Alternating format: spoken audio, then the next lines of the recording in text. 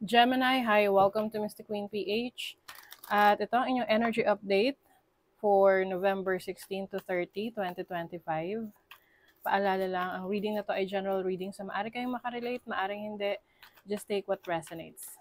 Okay, so let's see, ano ba ang parating sa inyo second half ng November? What's the energy? For Gemini. Ooh, you have the devil as your overall energy. Your challenge is the Seven of Swords, opportunity, the star, and the blessing is the Knight of Wands. Okay, bottom of the deck is the Page of Pentacles. Meron kayong mga sinisimulan, inaaral. Maaring related to sa trabaho or bagong pagkakakitaan. Can be a new business, career opportunities for you. Yung iba sa inyo, meron kayong binili, no? Pwedeng ito'y binili nyo na negosyo or lupa, maliit na lupa para patayuan nyo ng business ninyo. Kumbaga, excited kayo na magsimula. Oo. Yun nga lang, maaring meron kayong pagmamadali na yung tipong gusto nyo agad kumita doon sa sisimulan nyo. Like, for example, kung sa business, minamadali nyo, no? Maari kasing ma-frustrate ka dito kapag minadali mo yung isang bagay na hindi ka pa ganun ka-ready. So, you have to be fully equipped sa isang venture na papasukin mo, especially kung ito may kinalaman sa pera. Ayan, you have the Three of Wands. Meron itong malaking potensyal na umunlad, lumago, kung dadaan to sa normal na proseso or tamang proseso. Oo. You have the Ace of Wands. So this is a new beginning, a new source of happiness or a new source of excitement para sa'yo. With the Death card, meron kang kailangang i-let go. Okay? So this is ending of a situation that is no longer serving you.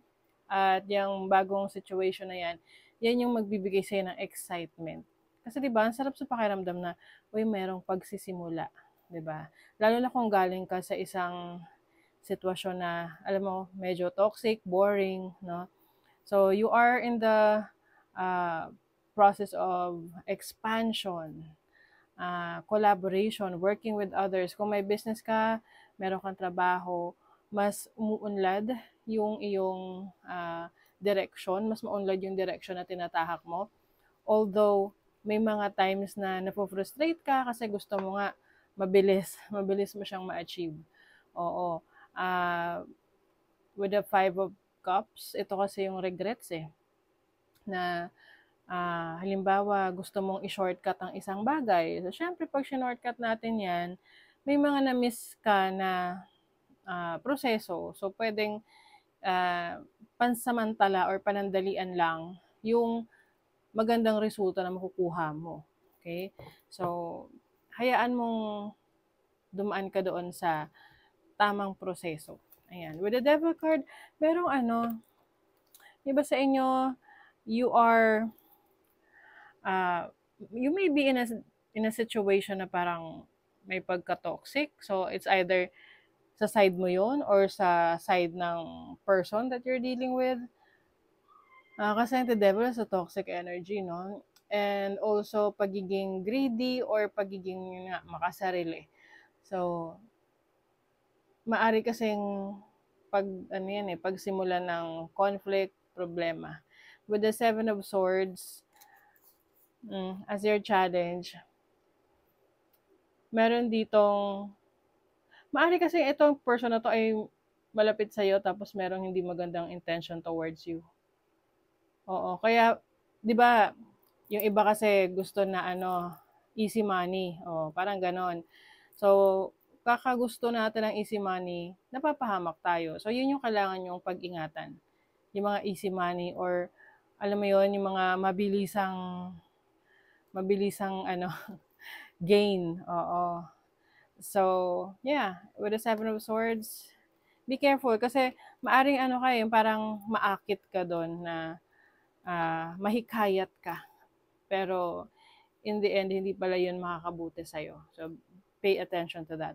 You have the Star as your opportunity. Meron kang kakayanan or oportunidad na matupad yung mga pangarap mo, yung mga goals mo sa buhay. This is also about healing. So you are healing from your past, healing from maaring health issues in the past. So ngayon, nandun ka na sa point na nagpapalakas ka, mas ginagalingan mo, mas nai-inspire ka ngayon na i-pursue yung mga pangarap mo. As a blessing, if you take action, mas magiging blessed ka dahil yung action na ginagawa mo, meron tong kapalit na resulta. Okay? Siyempre, the more na you are taking action about the situation, the more na may resulta kang makikita. So, yung pagiging active mo, yan yung magbibigay sa'yo ng more blessings. Okay, so clarify natin, ano tong, what is the devil? The Six of Swords. Ito nga yung moving on. No? Mabilis, gusto mo maaring mabilis na umunlad yung negosyo mo or mabilis yung kumita ka ng malaki. Pero meron namang nasa-sacrifice, di ba? Can be quality or yung quantity. Pwede rin yung may kinalaman sa trabaho. So, maging maingat ka sa mga taong hahayaan mong maimpluwensyahan ka. No? Oo. You have the Three of Pentacles. This is about expansion, exploration.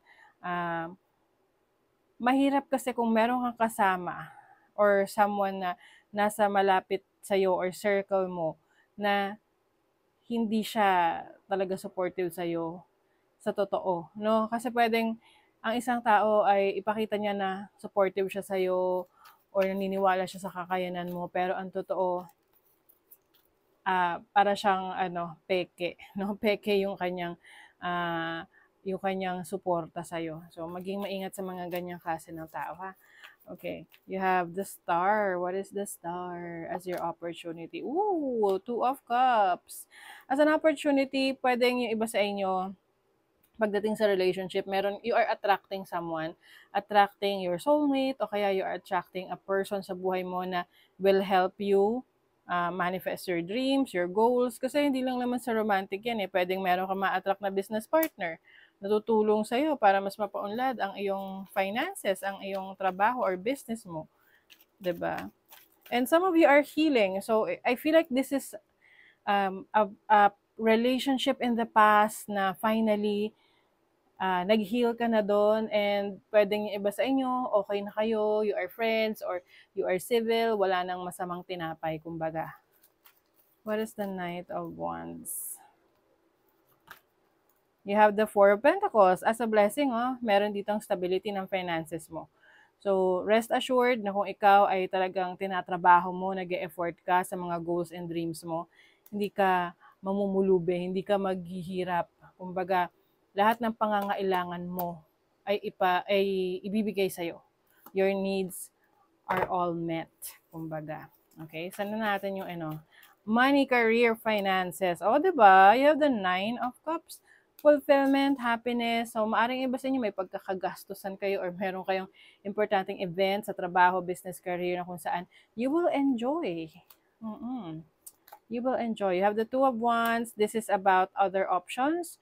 So, pwedeng ito yung hinihintay mong iba pang options or oportunidad pagdating sa business or sa career or sa trabaho mo na dumarating na. Sa relationship, you have the Ten of Pentacles and the King of Cups. O yung iba sa inyo pagdating sa relationship, personal, maayos yung connection mo with your family, with your partner. I feel like there's overflowing of love. And if you are single naman, I think mas nagbibigay ka ng time sa family mo. You are meeting them most of the time.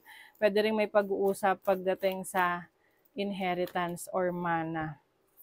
So, meron ditong clarity sa iyong decision sa buhay. Kaya mas makakapag-take ka ng action towards your goals. O, ito na nga. Merong partnership. So, pwede itong business partnership or romantic. Oo. So, depende na yan kung paano to magre-resonate sa'yo. Okay? You have the Sun in Taurus in the second house. Maaaring meron kang mabibili na property or isang valuable na bagay na magugustuhan mo talaga or you will be proud of. You have the Sun in Gemini in the third house. very busy, marami kang mga gustong patunayan sa buhay, kung gaano ka kagaling. Parang kumbaga sabi nga fake it until you make it. You have Jupiter and Gemini in the third house. Mas marami kang connections ngayon. Mas visible ka sa social media, sa internet.